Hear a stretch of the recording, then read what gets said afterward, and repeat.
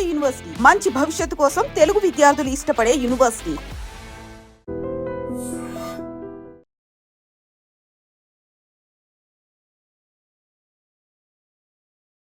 ఇప్పుడు శాఖలకు సంబంధించి విషయానికి వస్తే సార్, చాలామంది అంటే మంచి శాఖ కావాలి ఇట్లాంటి ఎవరికైనా కోరికలు ఉంటాయి కదా సార్.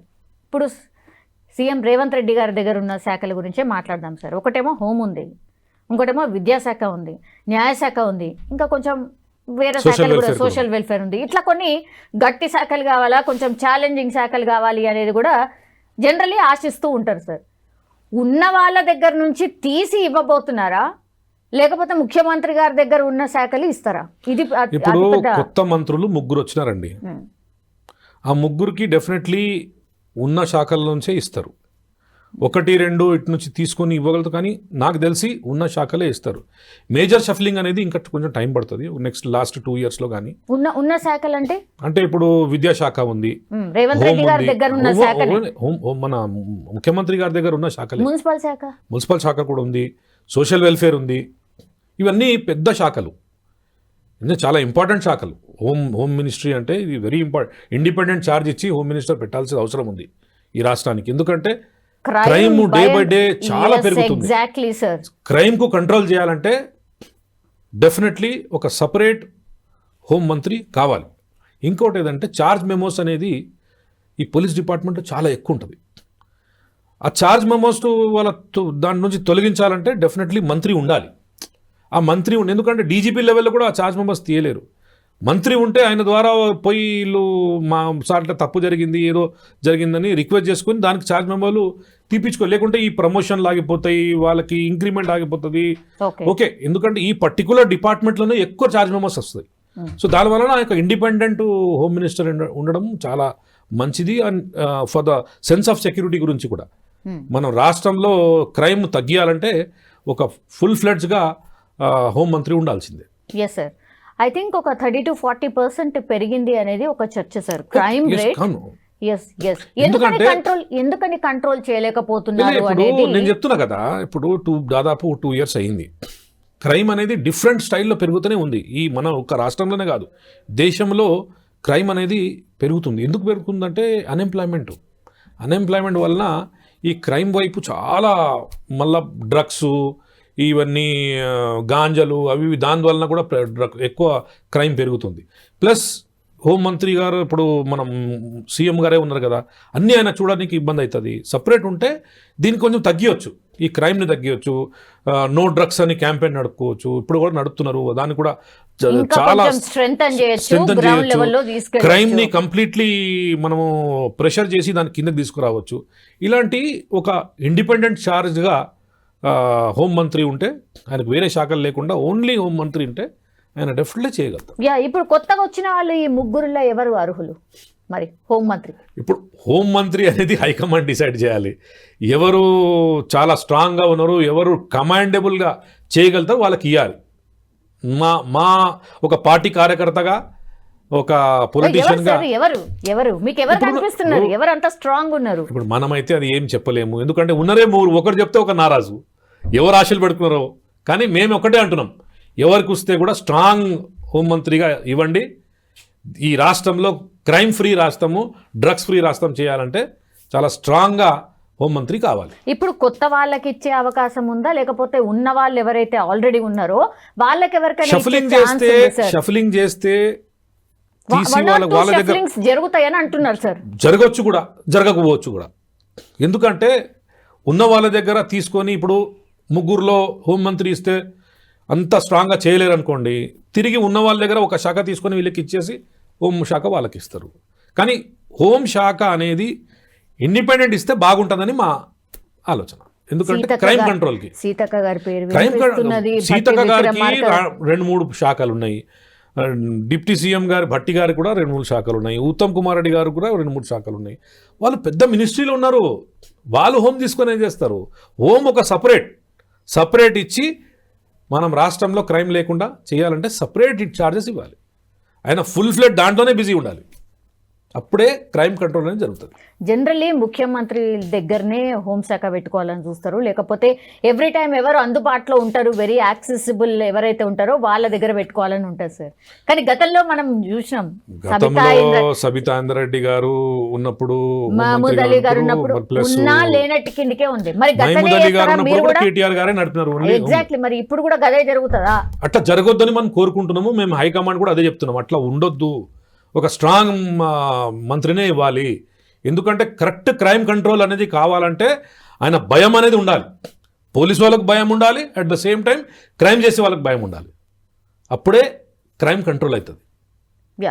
ఇంకో నెక్స్ట్ శాఖ వచ్చేసి విద్యాశాఖ సార్. విద్యాశాఖ అది కూడా చాలా పెద్దది, చాలా ఇబ్బందులు ఉన్నాయి. బడ్జెట్ సరిపోతలేదు, పిల్లలు ఇబ్బందులు అవుతున్నాయి, అసలు రకరకాలుగా చాలా ఉన్నాయి సార్. ఇంకా ప్రైవేట్, ఈ కార్పొరేట్ వాళ్ళ ఆగడాలు కూడా ఎక్కువైపోయినాయి.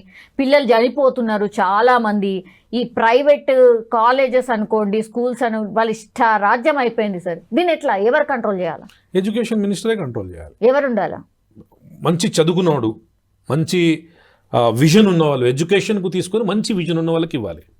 ఇప్పుడు నేను హోమ్ మినిస్టర్కి ఎట్లా చెప్పినానో, ఒక ఎడ్యుకేషన్ మినిస్టర్ అంటే కూడా మంచి చదువుకున్నవాడు ఉండాలి, ప్లస్ ఆయనకు ఎడ్యుకేషన్ పట్ల మంచి విజన్ ఉండాలి. వాళ్ళకి ఇస్తే చాలా బాగుంటుంది. ఇప్పుడున్న వాళ్ళ వివేక్ గారు మంచిగా చదువుకొని ఉన్నారు, ఈజ్ వెల్ ఎడ్యుకేటెడ్. ప్లస్ ఇప్పుడు మన ఉన్న వాకిటి శ్రీహరి గారు ఉన్నారు ఒకటి, ప్లస్ అడ్డూరి లక్ష్మణ్ గారు ఉన్నారు. ఎడ్యుకేషన్కు సంబంధించి వాళ్ళకి ఎంత ఎడ్యుకేషన్ నాకు తెలియదు, కానీ వివేక్ గారు అయితే ఈజ్ వెల్ క్వాలిఫైడ్ మ్యాన్. లేకుంటే పాతలో ఉన్న వాళ్ళ దగ్గర ఒక శాఖ, ఈ ఎడ్యుకేషన్ మినిస్టర్ చదువుకున్న వాళ్ళకి ఇచ్చేసి, మంచి ఎడ్యుకేటెడ్ మంచి విజన్ వాళ్ళకి ఇచ్చేసి వాళ్ళ దగ్గర శాఖ తీసి వీళ్ళకి ఇస్తే బాగుంటుంది. అట్లా కూడా బాగుంటుంది.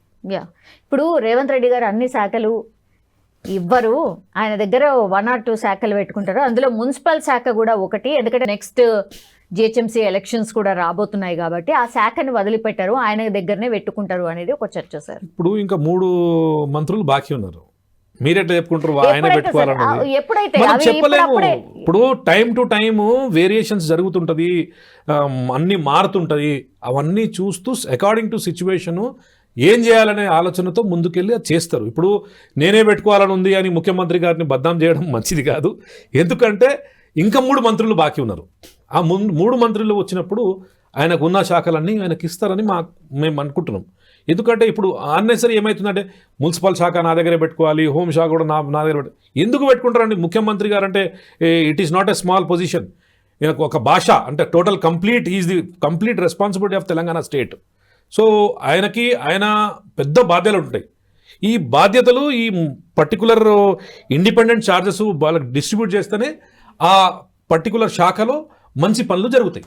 సో అది డెఫినెట్లీ రేవంత్ రెడ్డి గారు చేస్తారని అనుకుంటున్నాను. అడ్లూరి లక్ష్మణ్ గారికి ఏం రావచ్చు, అట్లాగే ఇప్పుడు ఉన్న దాంట్లోనే ఏదైనా ఇస్తారమ్మా. ఇప్పుడు ఏం రావచ్చు అనేది మనం ఊహించలేము. హైకమాండ్ మైండ్లో ఏం నడుస్తుంది, మన ముఖ్యమంత్రి గారి మైండ్లో ఏం జరుగుతుంది అనేది ఇప్పటి వరకు బయటికి రాలేదు. ఈ డిస్కషన్ జరిగిన తర్వాతనే, హైకమాండ్ తోటి డిస్కషన్ జరిగిన తర్వాతనే ఇవన్నీ బయటికి వస్తుంది. నాకు తెలిసి ఇవాళ సాయంత్రం వరకు అయిపోవచ్చు. ఆ శాఖలన్నీ ఎవరు 3 శాఖలు ఇచ్చేస్తారని ఏమో సార్ పెద్ద చర్చ అయితే నడుస్తుంది. రీషఫ్లింగ్ అవుతుంది మొత్తం అందరు. ఇంత తొందరగా అంటే మనకి సోషల్ మీడియా టైం అండి ఇది. ఈ సోషల్ మీడియాలో ఊహాగానాలు అనేది చాలా ఉంటాయి. ఏదో కూర్చొని చబుతల మీద కూర్చొని ఏదో రాస్తారు. అరే ఇప్పుడు ఈ ఫలానా మనిషికి హోంమంత్రి ఇచ్చేస్తున్నారు, ఫలానా మనిషికి ఎడ్యుకేషన్ ఇస్తారు, ఫలానా మనిషికి ఎడ్యుకేషన్ ఇచ్చేస్తారని ఒక రాస్తారు. అది సోషల్ మీడియాకి వస్తుంది. సామాన్య ప్రజలు ఏమనుకుంటారు, అరే ఈయనకి అడ్డూరి లక్ష్మణ్కి ఎడ్యుకేషన్ వస్తుందంట, మన వాకిటి శ్రీహరి గారికి హోమ్ వస్తుందంట. అట్లా ఆ ఆలోచన ఓన్లీ అది బయటికి నడుస్తున్న ఊహాగానాలు.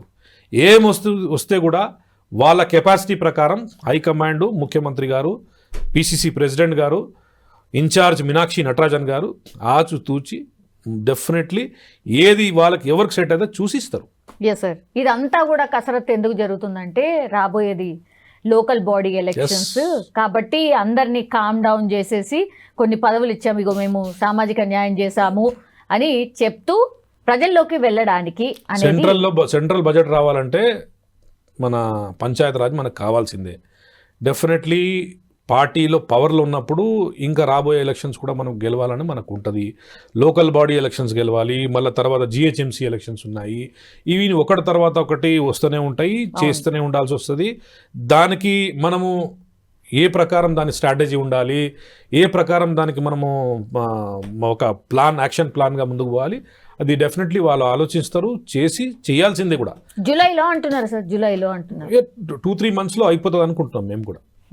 2-3 months ఇంకా టైం ఉందా సార్? 2-3 months అంటే ఇప్పుడు జూలై కదా, ఇప్పుడు ఏముంది, జూన్ ఉంది, 2 months అనుకుంటే జూలై ఆగస్ట్ అనుకోండి. ఇప్పుడు ఈ మంత్ అయితే ఎట్లనే ఇడిసేయాల్సిందే కదా, నోటిఫికేషన్ రాలే కదా. 2 months తర్వాత నోటిఫికేషన్ వస్తే 3rd month అవుతుంది. ఓకే, మోస్ట్లీ కానీ 100% ఎలక్షన్స్ అవ్వాల్సిందే.